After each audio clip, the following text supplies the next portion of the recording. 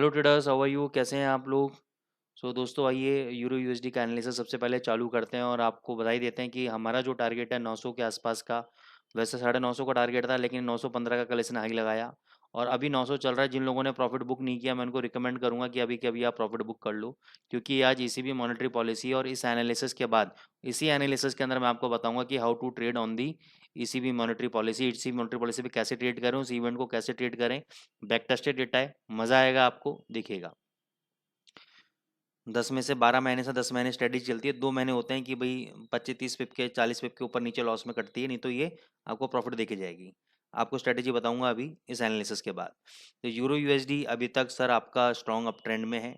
कोई भी अगर फॉल 850 तक आता है, 830 तक आता है, बाय करके चलना चाहिए। 780 का आपका फाइनल स्टॉप लॉस रहेगा। टारगेट आपके 1000 तक के ऊपर के टारगेट्स रहेंगे आपके। जो भी चाहे आए ईसीबी मॉनेटरी पॉलिसी के अंदर, स्ट्रक्चर अभी तेज है, ठीक है। लेकिन फिर भी हमें नहीं पता कि मार्केट बिल्कुल अनसर्टेन होता है, अनसर्टेन ही बिहेव करता है। तो हम आपको स्ट्रेटेजी बताएंगे, उसके अकॉर्डिंग आपको ट्रेड करना है। तो ये तो यूरो यूएसडी का हो गया, जिन्होंने बाय किया प्रॉफिट बुक कर लो, ठीक है। अभी आपको कुछ भी नहीं करना है इसके अंदर। जीबीपी यूएसडी पे आते हैं। जीबीपी यूएसडी 2761 का हाई लगाया है। बाय ट्रेड कई लोगों के नहीं हुए होंगे। अभी भी हम इसके अंदर तेजी में हैं। कोई भी डिप आता है आज बाय करके चलो। 2800 का एक मेजर रेजिस्टेंस है, वो लेवल टूटा तो 200 पिप की रैली और मैं आपको दिखा दूंगा इसके अंदर। नीचे 2600 के नीचे जाएगा तो मेरे को नहीं पता ये 2500 होल्ड करेगा या नहीं करेगा। हो सकता है 2500 का लेवल ब्रेक करके ये 2400 आ जाए, लेकिन अभी तक तो इसका स्ट्रक्चर तेज और काफ़ी दिनों से ये ऊपर के लेवल को टेस्ट कर रहा है, तो ये ऊपर ही जाएगा। जीबीपी जेपीवाई पे मैंने आपको कल लेवल दिए थे 189.90 के आसपास बाई करने के लिए। तो देखो 189.86 का लगा, 190.69 का हाई लगा। टारगेट हमने 191 192 के दिए थे, 189 का एसएल दिया था। तो जिन्होंने यहाँ पे प्रॉफिट बुक किया ठीक, नहीं तो अभी आपका ये एसएल के आसपास में 189 का अगर एसएल कटता है तो निकल जाना बाहर, नहीं तो ये आप वेट करो। जिन लोगों ने प्रॉफिट, क्योंकि देखो हमने एक जनरल रूल ऑफ थंब दे रखा था कि भाई 30 40 50 पिप का प्रॉफिट आए, 30 पिप का मिनिमम, तो प्रॉफिट बुक कर लेना चाहिए आपको इंटरडे में। जिन्होंने किया अच्छा है, नहीं किया कोई बात नहीं, 89 का स्टॉप लॉस आप काट लेना, कोई दिक्कत नहीं है, ठीक है ना। और होल्ड कर सकते हो, तो होल्ड की तो मैं सलाह नहीं दूंगा, काट लो, नीचे फिर बना लेंगे आएगा तो, ठीक है।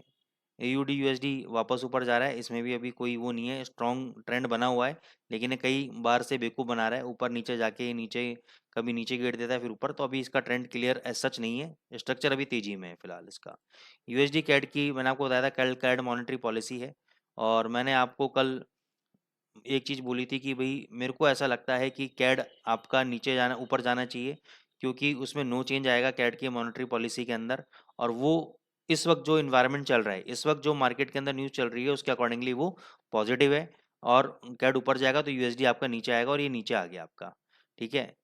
तो ये एनालिसिस हमने आपको दी थी, लेकिन मैंने कहा था भाई ये तो न्यूज़ आने के बाद ही कंफर्म होगा कि क्या होगा क्या नहीं। लेकिन मेरा अपना मानना है कि एक बार इसको नीचे आना चाहिए। अगर नो चेंज होता है इंटरेस्ट रेट के लिए, तो ये कैरेट के लिए इस वक्त पॉजिटिव रहेगा। क्यों पॉजिटिव रहेगा? देखो कई बार क्या होता है, जब इंटरेस्ट रेट को घटाने की बात चल रही होती है कि भाई इंटरेस्ट रेट को हम लोग रिड्यूस करेंगे, तो रिड्यूस करना नेगेटिव होता है। अगर रिड्यूस नहीं किया, ना बढ़ाया ना ही रिड्यूस किया, तो ये पॉजिटिव होता है। तो रिड्यूस नहीं किया और रोक दिया, तो ये पॉजिटिव था कैड के लिए, इसलिए कैनेडियन डॉलर ऊपर गया और यूएसडी आपका नीचे आ गया, ठीक है।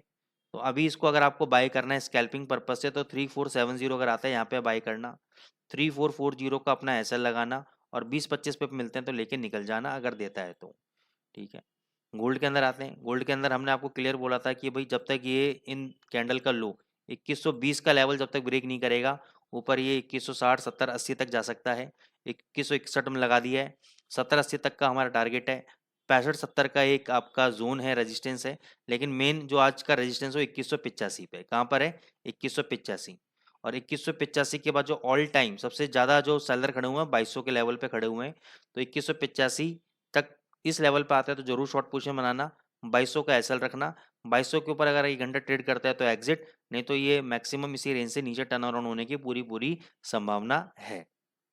अभी इसके अंदर कोई शॉर्ट पोजीशन एज सच अभी नहीं बन रही है, तो कुछ कह भी नहीं सकते इतनी जल्दी, क्योंकि स्ट्रक्चर अभी ऊपर आपके सामने दिख ही रहा है। कोई वीकनेस के साइन अभी नज़र आ नहीं रहे हैं। एक दो कैंडल जब बेरिश बनेंगे तब पता लगेगा कि कहीं ना कहीं ये वीक होगा या नहीं होगा। लेकिन नहीं भी होता है तो 2185 मैंने आज का लेवल दे दिया है आपको, 2185 पे आप शॉर्ट करना, 2200 का एसएल लगाना, और नीचे अपने जहाँ भी आपको समझ में आता है प्रॉफिट्स को आप बुक कर लीजिएगा।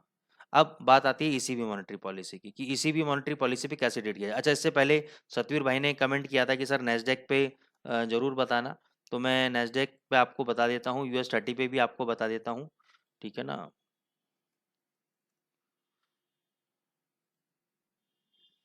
नेस्डेक पे और US100 पे आपको मैं बता देता हूँ। और जितने भी लोग वीकली एनालिसिस के लिए भी सर आपने रिक्वेस्ट किया था, मैं कोशिश करूंगा इस बार सैटरडे संडे में आपको वीकली एनालिसिस भी मिल जाएगा। क्योंकि जनरली होता क्या है ना, Saturday Sunday Monday to Friday इतना ज़्यादा हम हार्ड वर्क करते हैं, इतना ज़्यादा एग्रेशन हो जाता है कि सैटरडे संडे कोई वीडियो बनाने का, कुछ काम करने का, क्योंकि उस दिन भी क्लासेस रहती हैं। हम लोग एडवांस क्लासेस देते हैं, फॉरेक्स मार्केट की भी देते हैं, स्टॉक मार्केट की भी देते हैं, तो उसके लिए भी हम लोग बिजी होते हैं सैटरडे संडे क्लासेस में। तो मेरे को लगता है कि यार एक दिन तो कम से कम रेस्ट करो। तो मैं लेकिन कोशिश करूंगा कि डेफिनेटली मैं वीकली एनालिसिस आपको दे दूं। तो ये US100 पे हम लोग एनालिसिस करते हैं। तो सबसे पहले ये समझो कि ये आपका स्विंग हाई ब्रेकआउट हुआ, ब्रेकआउट होने के बाद ये ब्रेकआउट फेलियर हो गया, ब्रेकआउट फेलियर होने के बाद ये वापस एक ट्रेडिंग रेंज के अंदर आ चुका है। 17,800 जिसका नीचे का रेंज है, और ऊपर का रेंज आपका 18,120 के आसपास ऊपर का रेंज है आपका। चलो ठीक है, कोई दिक्कत नहीं है। अब इसमें हम लोग 4 घंटे का देखते हैं क्या, या तो पहले डेली का देख लेते हैं, डेली का क्या व्यू बन रहा है। ओके, अच्छा डेली के अंदर देखना, एक सिमिलर पैटर्न देखना। ये 3 कैंडल देखो, ये वाला, और ये 3 कैंडल देखो, सेम पैटर्न नजर नहीं आ रहा है? सेम पैटर्न नजर नहीं आ रहा है?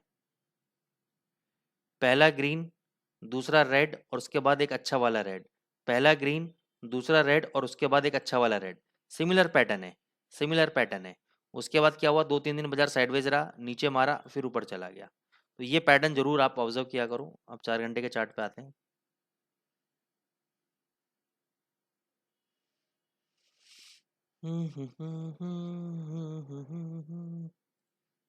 ठीक है, 2 घंटे,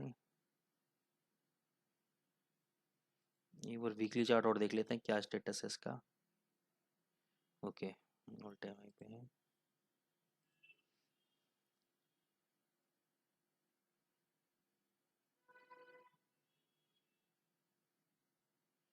देखो सर, हाई लेवल पे बात करोगे तो आपका ये हेड एंड शोल्डर पैटर्न बन रहा है। क्या बन रहा है? हेड एंड शोल्डर पैटर्न बन रहा है। ये थोड़ा ज़्यादा लंबा बना दिया मैंने। ये हेड एंड शोल्डर पैटर्न बन रहा है। ये इसकी नेकलाइन है, 17,800 इसकी नेकलाइन है। अगर ये 17,800 ब्रेक करेगा तो झटके में एक बार ये 17,400 जरूर जाएगा, झटके में 17,400 जरूर जाएगा, ठीक है ना। तो फिलहाल अभी एज सच आपको शॉर्ट पोजीशन नहीं बनानी चाहिए, ऐसे पैटर्न के अंदर आपको शॉर्ट पोजीशन अभी नहीं बनानी चाहिए, ठीक है। अगर ये 17, 2-3 ट्रेड इसमें मैं आपको रिकमेंड कर सकता हूँ। पहला ट्रेड कि 17,964 है, आप अभी बाई कर लो, 17,800 का अपना एसएल लगा लो। 17,800 टूटता है तो डबल क्वांटिटी से शॉर्ट कर देना, 17,500 या 17,400 में अपने लॉस भी कवर हो जाएंगे, प्रॉफिट में भी आ जाएगा। यहाँ अभी बाई करते हो, 17,800 का एसएल लगाते हो, तो एक बार आपको ये 18,100 के आसपास जाता हुआ दिखाई देगा। तो 17,964 है, 18,100 के आसपास जाता है तो प्रॉफिट बुक कर लेना। तो ये रणनीति अभी आपकी नेस्डेक के अंदर रहेगी एज ऑफ नाउ, ठीक है। अब मैं US30 पे आ जाता हूँ, क्योंकि जनरली मैं ये देखता नहीं हूँ आपके नेस्डेक और US30, तो धीरे धीरे इस पर हमारी ग्रिप बन जाएगी अगर आपने अभी बोला है। देखो यहाँ पे क्या हुआ, यहाँ पे आपका डबल टॉप बना, ये नेकलाइन बनी, ये नीचे आने लगा, फिर पुल बैक लिया, ये फ्लैग पैटर्न बना, फ्लैग पैटर्न से ब्रेकआउट दिया, ब्रेकआउट देके ऊपर जा रहा है। तो अभी मेरे को लगता नहीं कि ज़्यादा ये स्ट्रांग है, ये एक जोन के रेजिस्टेंस सपोर्ट जोन के अंदर आ चुका है। तो ऐसे समय में आपको क्या करना चाहिए, ऐसे समय में जब आपको पता है कि एक रेंज के अंदर बाजार फंस गया है, तो ऊपर के लेवल पे आप शॉर्ट पोजीशन बनाओ, नीचे के लेवल पे आप बाय पोजीशन बनाओ, ठीक है। तो ये अगर नीचे के लेवल पे अभी है, थोड़ा सा और इसको नीचे इस लेवल पे आप आने दो। ये लेवल है आपका 38,300 एंड समथिंग। तो 38,400 ले लेते हैं राउंड फिगर में, 38,400 के अगर आसपास आता है यहाँ पे बाय पोजीशन एग्जीक्यूट करो, 38,000 का अपना एसएल लो, 38,400 पे बाय करो, और 38,800 का अपना टारगेट लेके चलो आप। ऊपर 39,000 जाता है, 39,000 के आसपास बेचो। ये जो ऑल टाइम हाई है 39,267, इस ये आपका स्टॉप लॉस रहेगा। और ऊपर 200-300 पॉइंट जो भी नीचे मिलता है प्रॉफिट बुक करके निकल लो। यही इसकी बेस्ट रणनीति है अभी के तारीख में, क्योंकि साइडवेज रेंज में फंसा हुआ है। और साइडवेज रेंज के अंदर बेस्ट तरीका होता है कि buy low sell high, sell high buy low. बस उन लेवल्स को आइडेंटिफाई कर लो जहाँ पे आपको बाय करना है, और उन लेवल को आइडेंटिफाई कर लो जहाँ पे आपको सेल करना है। कोई दिमाग लगाने की जरूरत नहीं है। किसी भी सेट ब्रेकआउट होता है, स्टॉप लॉस हमारे साथ में। ज़्यादा बड़ा स्टॉप लॉस है, क्वांटिटी कम ले लो। नहीं समझ में आ रहा है स्टॉप लॉस, अभी ट्रेड मत लेना, एग्जीक्यूट मत करना। जब तक आपका स्टॉप लॉस का लेवल कम ना हो जाए तब तक ट्रेड एग्जीक्यूट मत करना। जबरदस्ती ट्रेड में फंसने की जरूरत नहीं है। ठीक है, अब मैं आ जाता हूँ ईसीबी मॉनेटरी पॉलिसी पे कि कैसे ट्रेड करना है। दोस्तों, आज आपकी ईसीबी मॉनेटरी पॉलिसी कितने बजे है? आज आपकी 6:45 पे है। तो आपको करना क्या है, सिंपल सा फॉर्मूला है जो हम एनएफपी के लिए भी यूज़ करते हैं, ये इसमें भी काम करता है। 30 मिनट्स का चार्ट लगा लेंगे हम लोग। मैं आपको डिस्क्लोज कर रहा हूँ ईसीबी मॉनेटरी पॉलिसी।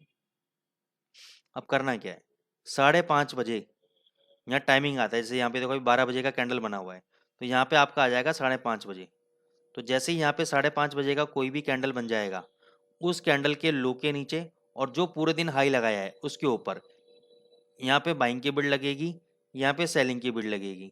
प्रॉफिट आप अपने हिसाब से 20-20 पिप का ले लेना, सफिशिएंट है। ज़्यादा भी मिल जाता है, लेकिन 20-20 पिप का ले लेना। अब मान के चलो कि आपने सेल दिया, सेल आपका एग्जीक्यूट हो गया और ये नीचे 20 पिप नहीं गिरा, 15-16 पिप गिर के ऊपर भगने लगा और आपकी बाई की बिड एग्जीक्यूट करने लगा। तो जैसे ही आपने मान के चलो 0.01 यहाँ पे सेल किया है, 0.01 यहाँ पे बाई किया है, आपका सेल ट्रेड एग्जीक्यूट हुआ, 20 पिप नहीं मिला, कोई बात नहीं। तुरंत आपने बाय ट्रेड में जाना, इसको 0.02 कर देना। तो जैसे ही ये बाय ट्रेड एग्जीक्यूट होगा ऊपर का, डबल क्वांटिटी बाय कर लेना, आपका लॉस भी कवर हो जाएगा, प्रॉफिट में भी आ जाओगे। अब एक और कंडीशन बताता हूँ। मान के चलो कि आपका सेल हुआ, 10-15 पिप नीचे गया और ऊपर आ गया, आपका हाई भी ब्रेक नहीं किया और यहीं पर ही ऊपर आके बंद कर दिया, 40 पिप अगेंस्ट में आके आपके बंद कर दिया और हाई भी ब्रेक नहीं हुआ आपका। कोई दिक्कत नहीं है, आज ब्रेक नहीं होगा ना, मंडे को ब्रेक होगा। ये बिड लगा के छोड़ देना 0.02 की। ठीक है, मंडे को रात को जब भी बाजार खुलेगा, क्योंकि आज थर्सडे है, हाँ कल फ्राइडे है ना, कल आपका एग्जीक्यूट हो जाएगी बिड। तो कल ये ऊपर मारेगा तो डबल क्वांटिटी बाई करके बैठ जाना, ये आपका ऊपर भगेगा फिर। ठीक है, तो प्रॉफिट बुक हो जाएंगे आपकी। इसको आप टेस्ट कर लेना और मेरे को बताना रिजल्ट क्या रहा, या आपके बताओ कि मैं ही कल के वीडियो में बता दूंगा कि रिजल्ट क्या रहा। ठीक है, तो इसको जरूर फॉलो करें, इसी भी मॉनेटरी पॉलिसी को। चाहे 0.01 के साथ एक्सपेरिमेंट कर लें, ज़्यादा लॉस प्रॉफिट तो है नहीं, करके देखें, मज़ा आएगा आपको। Thank you so much.